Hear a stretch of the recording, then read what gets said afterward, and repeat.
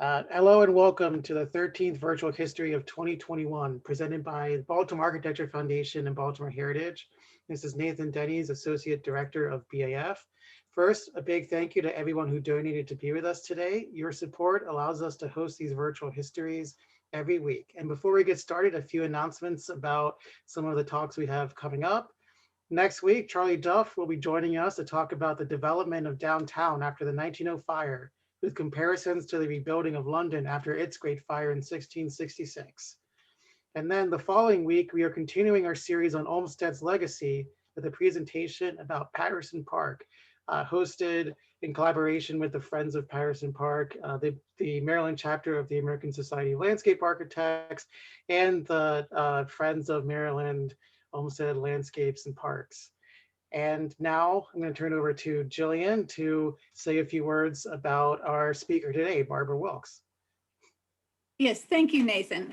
It will be my honor to introduce Barbara, who was one of my first mentors in architecture and under whose leadership I worked for many years at Cho, Wilks & Ben, before she left for New York to establish her own multidisciplinary practice of W architecture and landscape architecture. Nathan, if you could share the firm link in the chat, that would be great. Barbara is a leader in design and interdisciplinary thinking with over 40 years of experience in urban design, public and institutional projects. She is one of the few professionals to have been elected to the College of Fellows of both the AIA and the American Society of Landscape Architects, the highest honor in those professions. Her firm continues to produce award-winning projects in New York, Florida, Canada, among many locations. But closer to home, we are graced with her sensitive touch to the built environment with such projects as Tide Point, Canton Cove, Fells Point Pier, our light rail system and stations, among many things, a few of which she will share today. But first, before she begins, I would like to give a quick perspective on the state of the profession when Barbara got her start in Baltimore in the early 1970s. Next slide. Oh, there. Oh, yeah, that's it. Also, if you have questions, please add them to the chat box and we'll get to as many as we can at the end of this presentation. So in 1974, the AIA Task Force on Women in Architecture did a study and found that only 1.2% of registered architects were women. At that time, only coal miners and steel workers had a lower proportion of women. By 2017, 50% of the graduates from architecture schools were now women, but there continues to be a sizable gap in the number of women achieving registration in leadership positions. It's become known as the 32%, the missing 32%. The top factor contributing to this understanding, underrepresentation, was found to be the work-life balance, the challenge of balancing a demanding profession with raising a family. But some women did manage to gain to leadership positions, and this slide here shows some of our trailblazers. And if you take a look, I listed out the first women who practice as professional architects and were welcomed into our professional organization, the AIA, both nationally and in Maryland and in Baltimore. And sometimes these women listed were the only ones who held that position for many years. But one thing to take note of is in Baltimore region, it lagged behind both national and state trends. And until we started this research on early women in architects, we hadn't realized how groundbreaking it was that Barbara served as Baltimore's first AIA president in 1983 and 1984, and achieved the first woman to achieve fellowship in the chapter in 1999. Next slide, please. So I assembled this timeline highlighting Barbara's professional career and discovered this article from the Evening Sun from the late 1970s of a house she renovated, I think her house she renovated in Federal Hill, where she got her, when she got her start here. So with that, Barbara, would you like to share your story and some of the projects you feel proud of? Thank you so much, Jillian. And I'm really happy to be back here today in Baltimore. And it's an honor to follow Kathleen Sherrill, who has done so much for the community as well. So I'd also like to take this opportunity, besides thanking Julian, is to thank Mark Beck for sponsoring me for AIA president, and thank others like Leon Bridges, Stan Britt, Dick Donkervoet, and Harold Adams for supporting me as a newcomer back in the 70s. But most importantly, I want to thank my friend and business partner, Diane Cho, who came with me to Baltimore and shared our adventures in this new place. So why do I have this on the slide? Well, we were attracted to come here. There was a little article in the Architectural Press in '74 when we graduated about how they were giving away houses for $1 on Sterling Street, which did not look like this at the time. But we thought, what an amazing idea. You know, you could come to a place, they're welcoming newcomers, get a house for $1. And so Diane and I packed up our bags, and a month or two later, we were driving around Baltimore with a map in hand, looking at all the wonderful row houses and the historic squares, which are certainly still the backbone of this great city. Though we came in '74, and then we were settled in time for the 1976 op sale, where all the ships from around the world came to Baltimore Harbor and celebrated it when it had no more than a walkway around its perimeter. This was an important lesson for me in the importance of public space and in engaging people and bringing them together to celebrate the waterfront and its history. After working for a while, first with Franz Vitor at HCD, and then going on to work at various architectural firms, Diane and I started our own firm. One of our early projects was Ridgely's Delight Housing, an infill project in the city's mostly intact housing texture. We also participated in many reimagining projects for the downtown, which no longer had its historic fabric and was in the process of transformation. This was our answer to a competition asking what to do with the piers. Way before, you know, you can see the aquariums there, but nothing else. So it's way before, so we made a park and we extended the city grid across the Gwens Falls. We also made plans to rethink Charles Center, Pratt Street, Charles Street, and others, all focusing on public space as the heart of a city, the creator of a sense of identity and place. We were given an opportunity to work at the city's scale on the Central Corridor light rail system, like Julian mentioned, where we were the lead architect for PBMK. We were also called in for last-minute renovations of Camden Station, where I was pleased to get permission from the historical groups to go back to the original configuration of the towers, which was the tallest and most public. Other renovations included the Eubie Blake Cultural Center in several of its iterations, and it was one of the highlights of my life to visit this Baltimore native in Brooklyn and hear him play for me when he was 99 years old.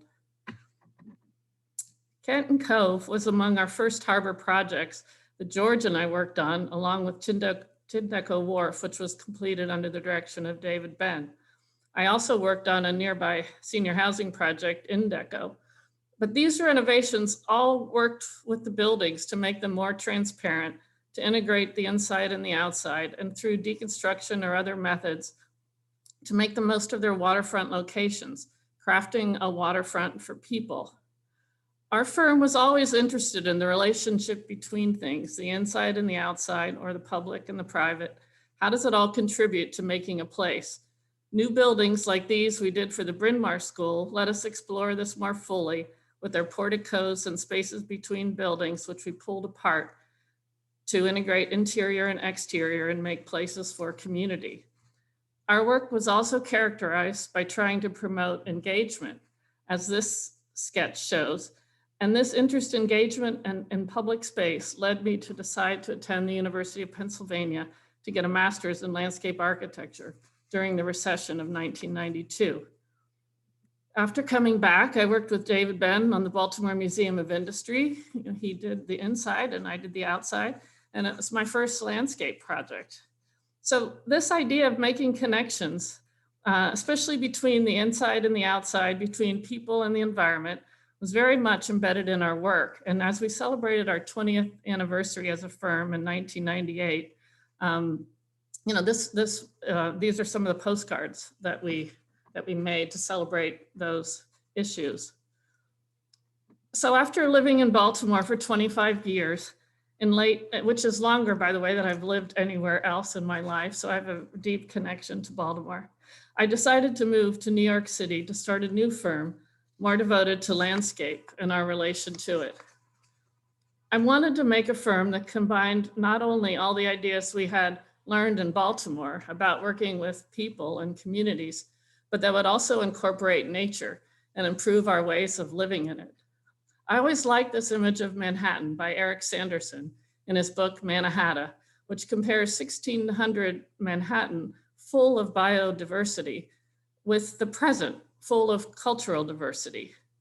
These are the two ideas I wanted to bring together to create healthier communities with bio and cultural diversity. Our first commission for our new firm was back in Baltimore at the old Procter & Gamble factory, bringing together the industrial and the tidewater. We renamed it Tide Point to celebrate its history of soap making and the tides that surrounded it daily. We tried to capture the slow ebb of the tidewater.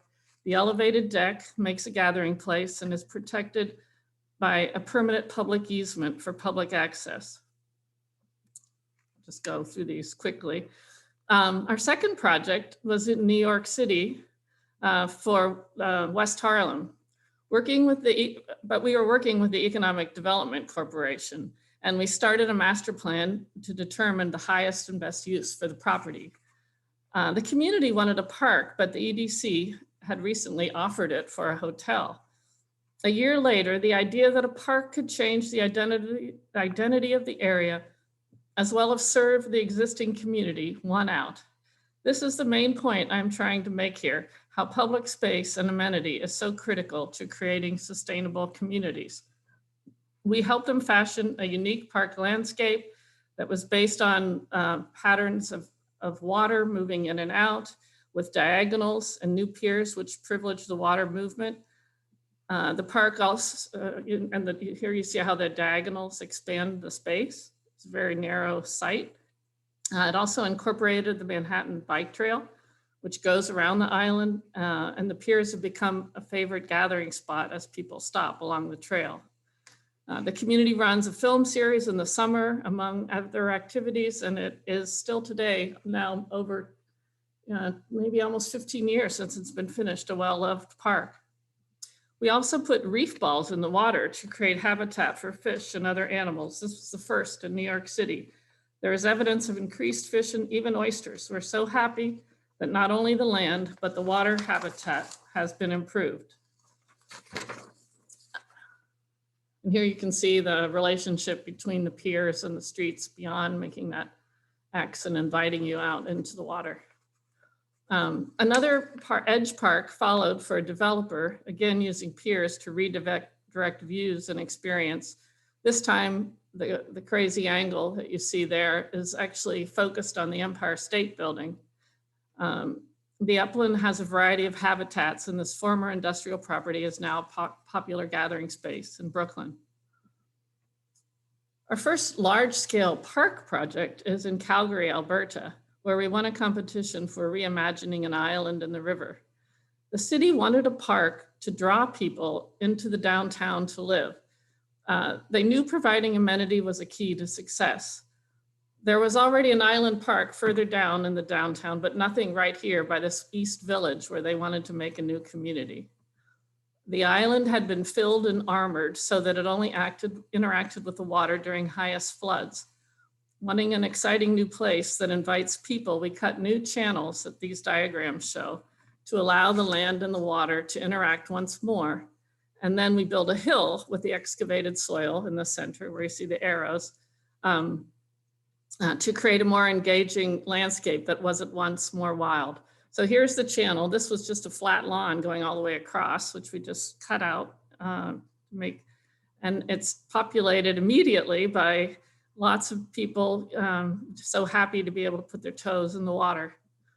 The hill's used for festivals and movies. And then there's other plazas tucked in the forest at either end. This one happens to be near the parking. But it was a pleasant surprise that most people arrive at the island by bike or walking.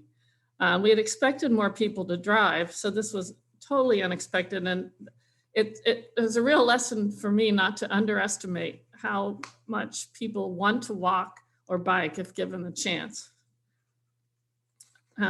our park, so building on this, our park work has continued in Florida at Tampa and St. Petersburg, 2 cities renewing their relationship with the water and to their diverse communities. And these parks, again, are built in the downtown, but they are also seen as neighborhood destinations. And this is a really important point.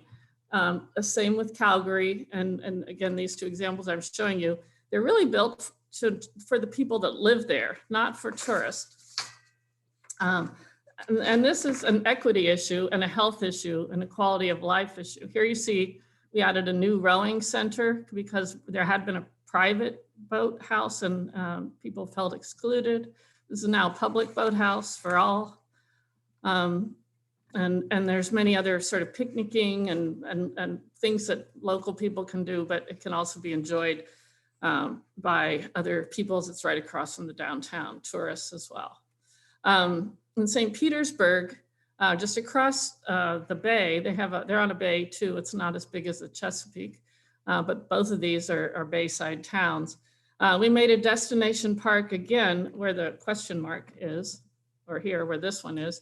And you can see it, the goal of it was to unite the city and the pier. Someone else was redoing the pier. They had a big competition and the city was getting quite lively, but they had this big parking area underneath, and we were charged with, these were our goals, to unify the Pier District and link it to provide family-oriented activities, again, for the people who lived in St. Petersburg. And then we wanted to establish more local ecology and bring the bay to the city. And then here's the plan. And I'm emphasizing some of these diagrams because this shows the continuity of the pedestrian realm. And we did have cars and parking, but we pushed them to the sides and over to the corners so that they're not really very visible.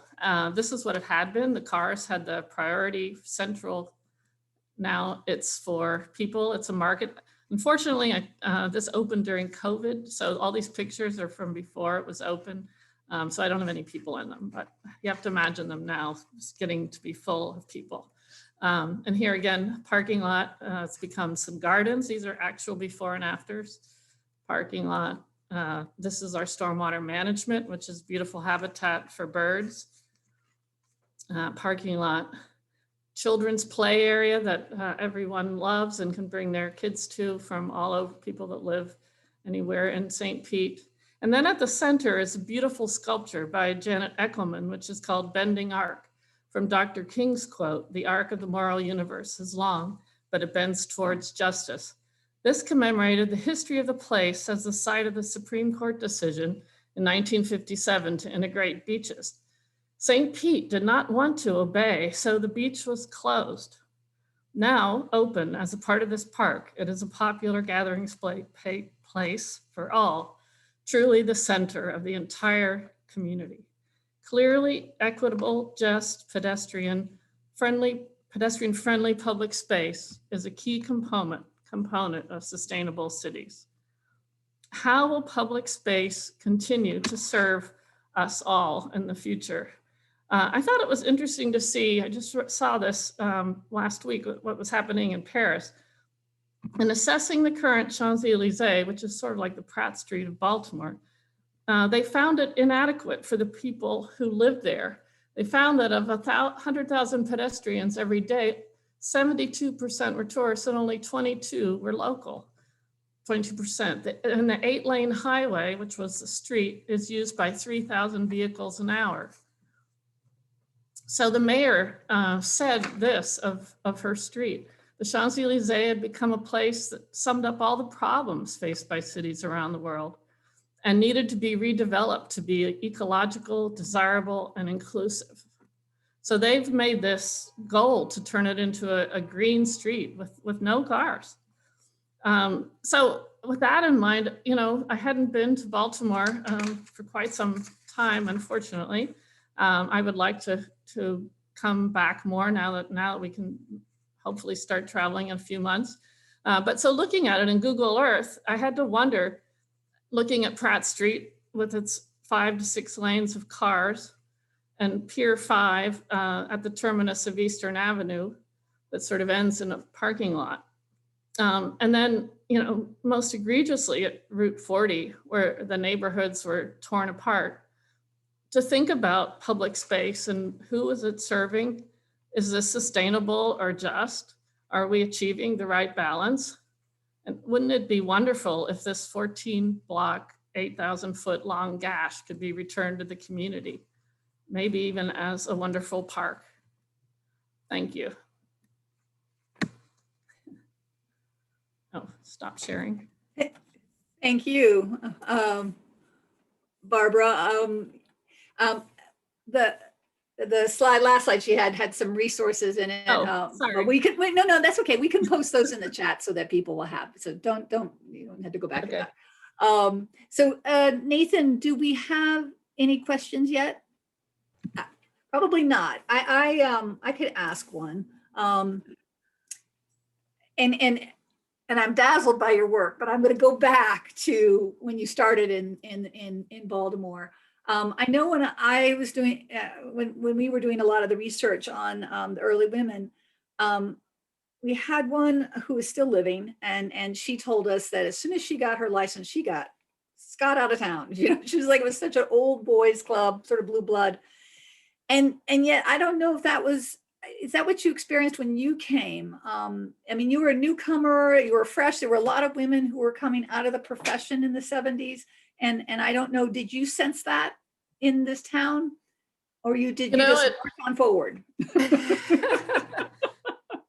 I really found there were several Baltimores, to be quite honest. And I certainly found that in some places, but there were many others where I didn't find it. And, I think back at my time at this working for the city with Franz Wiedor's, which was my first experience in Baltimore. And it was a wonderfully diverse place to work and, very open. And I still have many good friends from that time period.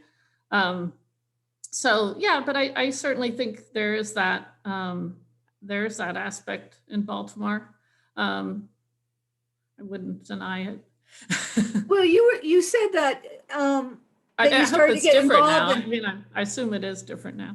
Oh, yes, very much so. I mean, like I said, I really didn't realize how the generation sort of before me was really sort of the one that kind of broke open the field, because I was working for your firm. I knew of Becky Swanston and Amy Gould, and so I didn't have a sense that there wasn't this that existed. And I think that you were telling me even when you became AIA president, you sort of fell into it. It was just that you started to do more and you wanted to see activities within the local chapter. And well, I guess I had a lot of energy and was very interested. Back then, there wasn't internet. There wasn't any way to get information. I remember going to Philadelphia and they had a bookstore where books were so important to be able to look up projects and see what's going on, magazines, what's happening in the world. That was how you had to find out. And so, I was very interested in the AIA becoming more of a place where people could find out what's going on and being more of a community. And like I said, they were, and the AIA was very open to me, even though it was, a lot of men. I mean, they were very welcoming. Welcoming. So that I probably didn't fully appreciate that as much as I should have back then. But so I was very happy to try to. I was really more interested in having it be a center. I wasn't sure. I was a little bit of a reluctant president, probably, because I'm, for those who know me, a little shy. But I was, anyway. It was I remember those times fondly. Right. Yeah. And of course there was, and Diane Cho, your partner. So, I mean, it wasn't like you were the only one. You had a no. Yeah, you had. But until Diane and I formed our firm together, we didn't work together. So we were, like I was the only woman aside from at the city. When I went to work in the private world, I was the only woman working as a professional architect. They had people in the front office, but so, but what about public space? I want to know what's going on. I was hoping to provoke some questions, or, you know, see what people are thinking in Baltimore. How's everything going? Well, I do know that there has been efforts to roll back streets a little bit more. But it's not being done in a designerly method. What's happening is areas are being set aside for bikes and such, and pedestrians, and a lot of the corners narrowed down in order to get people to slow down. They're you know, give pedestrians more of a start, but it's all being done with just these bollards. Well, that's the first step. That's the first step. I see there's a question about the creeks. You know, one thing I noticed about, I don't know, when I was looking at that map and seeing that big swath that cuts across the West Baltimore, where the highway cut ruthlessly across there, it actually connects Gwens Falls and Jones Falls, which would be kind of awesome, besides what it would do for West Baltimore. So I don't know if that answers your questions, but the streams are certainly, you know, the landscape of Baltimore with its hills and the foothills of the Piedmont. It's, you know, it's really one of the assets that you have, and it's. I think people are trying to work with those, right? I've seen some stuff about the Gwens Falls. I mean, it's interesting because the other series we've been doing for the virtual history is on Olmsted, because they're hitting. Frederick Law is hitting his 100-year anniversary of his birth, and so they're doing a big national campaign, and a lot of what they were about was connecting. So we've been trying to show how that's really in the history of our town, and we need to sort of help support, build it up more, because then those things will become more apparent, and our connections to each other will become more apparent. But yeah, we do have a question in the chat box. I see something about. Yes, I think you're right about mass transit. I mean, I thought they were trying to extend some of the red lines, but I'm not up to date. But, you know, I think there's a little bit also of this, if you build it, you know, which comes first, the chicken or the egg? It's like they've determined that if you add a lane to expressways, they'll always get taken up, you know, but if you don't add a lane, I mean, that necessarily people find other ways. So I think there also has to be a little leadership in providing.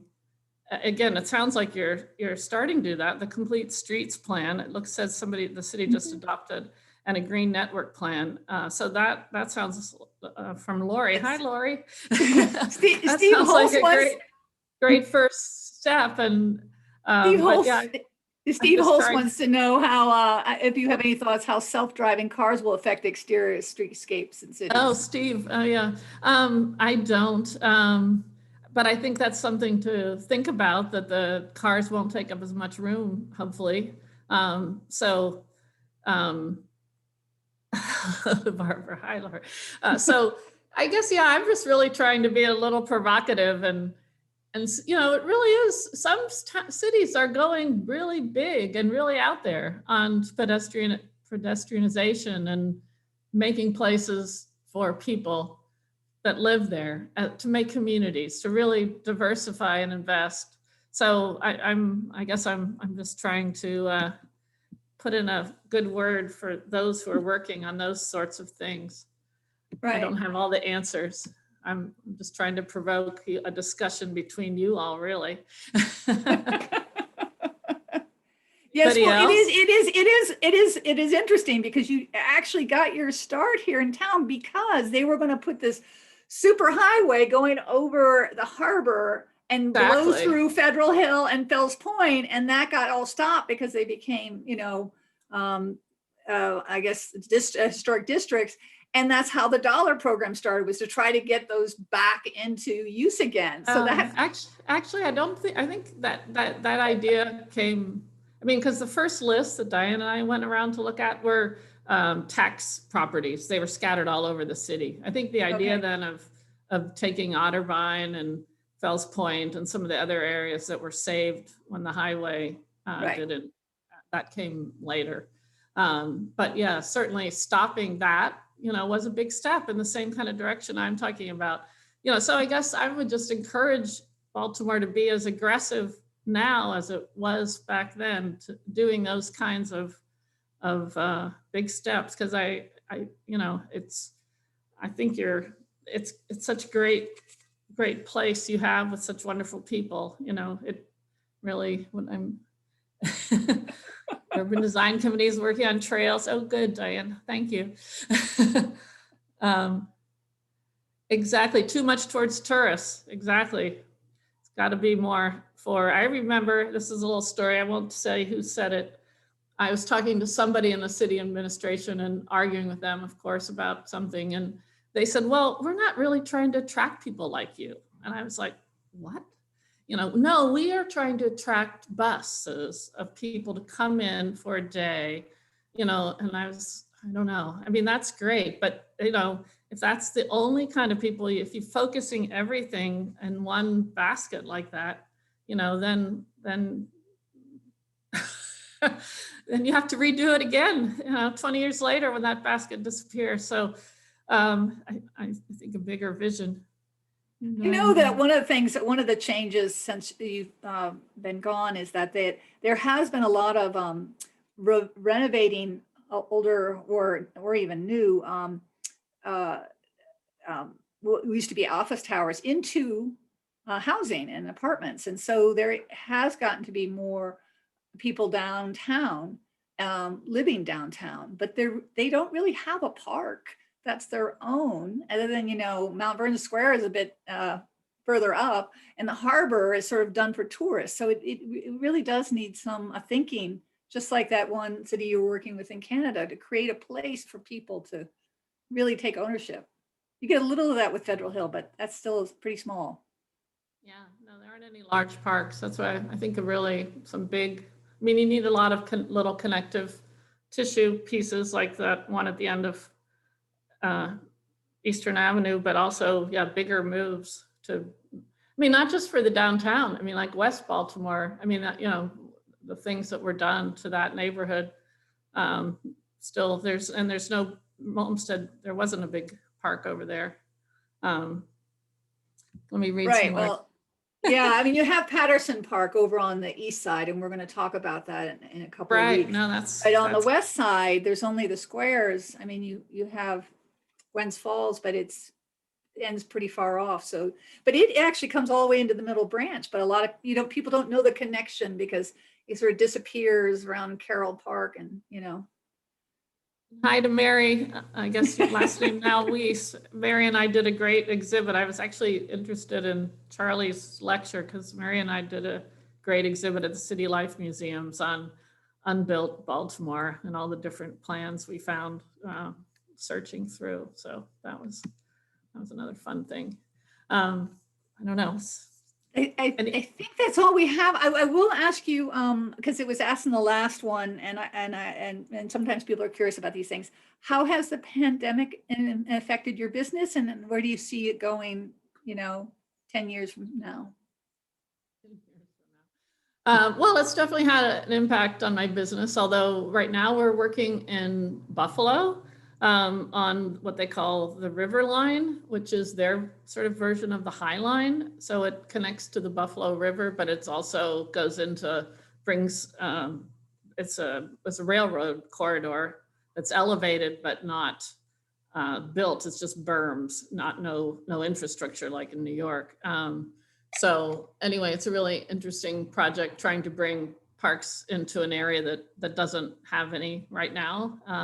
That was one of those communities that the Olmsted plan forgot about. They have an Olmsted plan too in Buffalo.